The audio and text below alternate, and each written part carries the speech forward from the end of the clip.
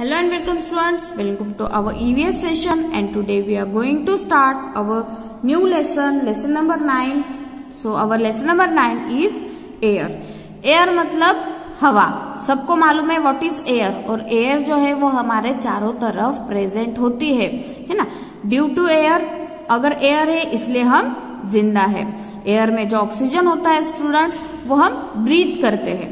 So let's start about what is air. हमें air का importance या फिर एयर क्या है एक्चुअल में वो अभी हमें इस लेसन में सीखना है. So can you tell me students what are the people in the pictures doing. Picture में आपको दिख रहा है क्या स्टूडेंट्स क्या कर रहे हैं. तो यहाँ पर जो है एक मैन जो है वो उसके साइकिल के टायर में क्या कर रहा है, हवा पंप कर रहा है ना. पंप से जो है वो एयर फील कर रहा है उसके टायर में. नेक्स्ट क्या है, नेक्स्ट पिक्चर में गर्ल जो है वो बलून ब्लो कर रही है. बलून ब्लो कर रही है मतलब बलून में क्या फील कर रही है, एयर फील कर रही है. एयर फील हो रही है जैसे जैसे वो बलून बड़ा होते जाता है. थर्ड पिक्चर में जो ये मैन है उसके जो कार है, कार के टायर में हवा फील कर रहा है. तो यहाँ पर ये पिक्चर में आपको शो किया है. Now you have to try this. एक छोटा एक्सपेरिमेंट है स्टूडेंट्स, वो आपको घर पर ट्राई करना है. Take water in a big container. एक बड़े कंटेनर में वाटर लो, जैसे कि बकेट में पानी लिया. Take a small narrow container और उसमें एक नैरो मतलब छोटा वाला कंटेनर लो. बर्तन ले लो कोई भी. Hold it upside down on the surface of the water and without tilting it push it down into the water. जैसे पिक्चर में शो किया है, एक बकेट लिया है, एक बर्तन लिया है, उसको आपको क्या करना है, होल्ड इट अपसाइड डाउन मतलब उल्टा करना है और नीचे पुश करना है, दबाना है. जैसे यहाँ पर पिक्चर में ये गर्ल बता रही है, टेढ़ा नहीं दबा करना है. टेढ़ा टिल्ट करना मतलब थोड़ा सा टेढ़ा करना. इसे टेढ़ा नहीं करना है, सीधे ऊपर से जैसे ये गर्ल पुश कर रही है वैसे आपको पुश करना है वाटर में नीचे. Now allow it to tilt. और जब नीचे चला जाएगा तो थोड़ा सा टेढ़ा कर देना. टिल्ट मतलब देखो यहाँ पर पिक्चर में बताया गया है कि वो टिल्ट कैसे किया है, वो जो बर्तन है वो कैसे थोड़ा टेढ़ा किया है. But sorry what do you see, क्या दिख रहा है, bubble rises at once to the top. यहाँ पर क्या हो रहा है, फिर जब वो बर्तन टिल्ट हो रहा है, थोड़ा टेढ़ा कर रहे हैं तो यहाँ पर बबल आ रहे हैं. What does this tell us. तो इससे क्या पता चल रहा है हमें, air is lighter than water. Air जो है ये वाटर से लाइटर है, मतलब एयर का जो वजन है वो वाटर से कम होता है. So air bubbles rises at the top as soon as the container is tilt. इसीलिए जब बर्तन टेढ़ा कर रहे हैं तो जो एयर है वो बर्तन में जो एयर होती है वो तुरंत क्या होती है, बाहर आती है. It means that there was air in even in the container that appeared to be empty. इसका मतलब वो जो बर्तन था, जो हमने वो तो एम्प्टी डाला था ना, उसमें कुछ भरकर थोड़ी डाला था. इसका मतलब वो एम्प्टी बर्तन में भी क्या प्रेजेंट थी, एयर प्रेजेंट थी. और उस बर्तन में एयर प्रेजेंट के होने से यहाँ पर बबल्स अराइज हो रहे हैं. सो ये छोटा ऐसा एक्सपेरिमेंट है स्टूडेंट्स, ये आप घर पर भी परफॉर्म कर सकते हो. Next, there is air all around us. हमें मालूम है एयर जो है वो हमारे चारों तरफ होती है. It is present even in places that appear to be empty. मतलब एयर जो है ये एम्प्टी प्लेसेस पर भी होती है. सपोज स्टूडेंट्स मैंने यहाँ पर 2 ग्लास ले लिए, ओके, और इसे पानी से भर दिया. अनदर ग्लास ले लिया. अब यहाँ पर जो है वाटर है, लेकिन ये ग्लास एम्प्टी है क्या, नहीं, ये ग्लास एम्प्टी नहीं है, इसमें एयर प्रेजेंट है. तो स्टूडेंट्स एयर हर जगह होती है, एम्प्टी जगह भी होती है, वहां पर भी एयर प्रेजेंट होती है. Then how far around us does air spread. तो एयर कैसे हमारे आसपास फैली हुई है ये अभी हमें देखना है. आपको ये भी ट्राई करना है घर पर. Take a large sheet of any waste paper or obtain old newspaper of about 1 month and tear each of the sheets into 4 pieces. एक तो आपको एक लार्ज शीट लेनी है या फिर घर में जो न्यूज़पेपर होते हैं ओल्ड है ना, ओल्ड न्यूज़पेपर लेना स्टूडेंट्स. मतलब 1 मंथ पहले, कल का या फिर उसके पहले का नहीं लेना, क्योंकि न्यूज़पेपर की हमें कभी भी जरूरत पड़ सकती है. तो इसलिए बहुत जो पुराना होता है वो न्यूज़पेपर आप लेना और उसको क्या करना, एक न्यूज़पेपर के 4 टुकड़े करना। कितने पीसेस करना उसके? 4 पीसेस करना।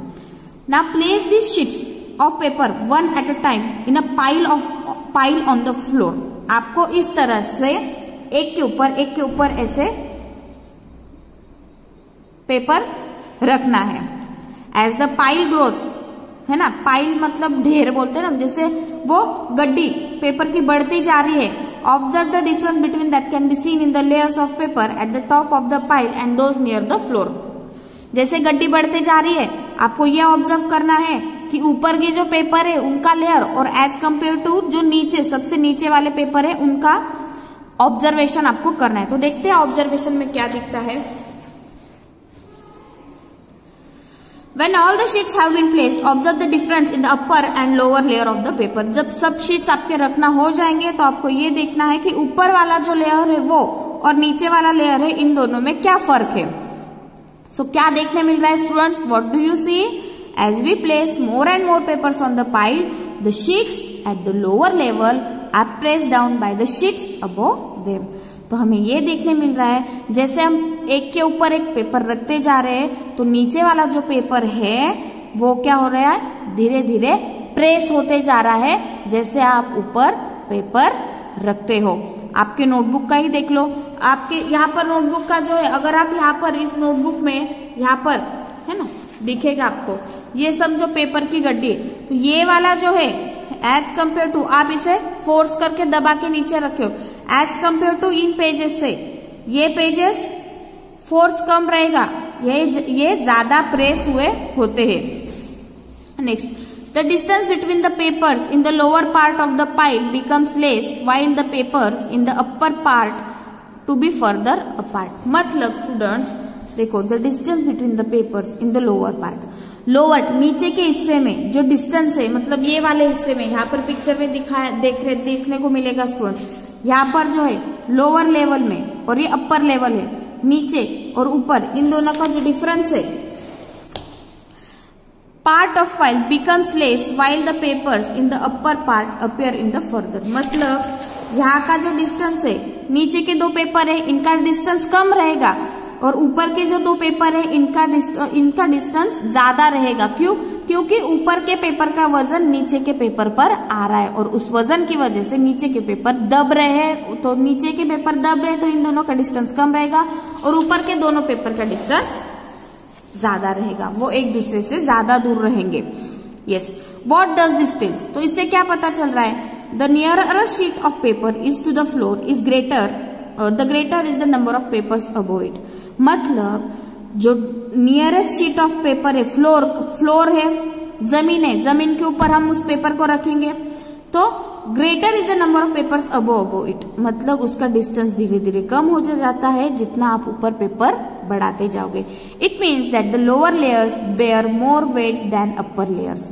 इसका मतलब जो ऊपर का लेयर है, ऊपर का जो लेयर है पेपर का, उसको वजन कम पड़ रहा है उसके ऊपर, इसलिए उसको वजन सहन नहीं करने पड़ रहा है। लेकिन जो नीचे वाले पेपर है उनको इतना वजन सहन करना पड़ रहा है क्योंकि उनके ऊपर बहुत सारा क्या है, वजन आ गया है, तो नीचे के पेपर जो है वो दब गए हैं। Compare to that the upper layers bear less weight, इसलिए ऊपर के जो लेयर है वो कम वजन सहन करते हैं और नीचे के जो लेयर है पेपर के उन पर ज्यादा वजन पड़ता है, इसलिए वो उनका जो डिस्टेंस है वो कम होता है।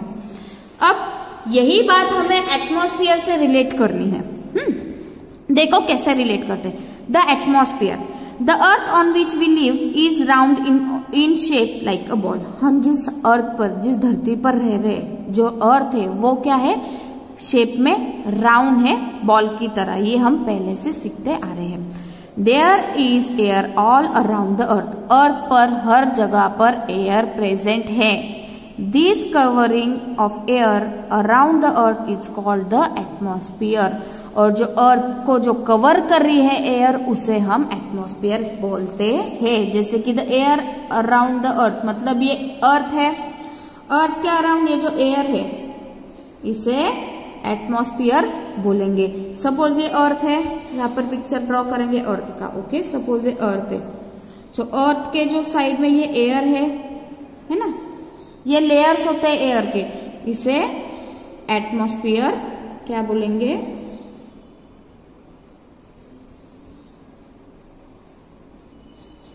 इसे एटमॉस्फेयर बोलेंगे। Then as we go farther from the earth the layers of air become thinner.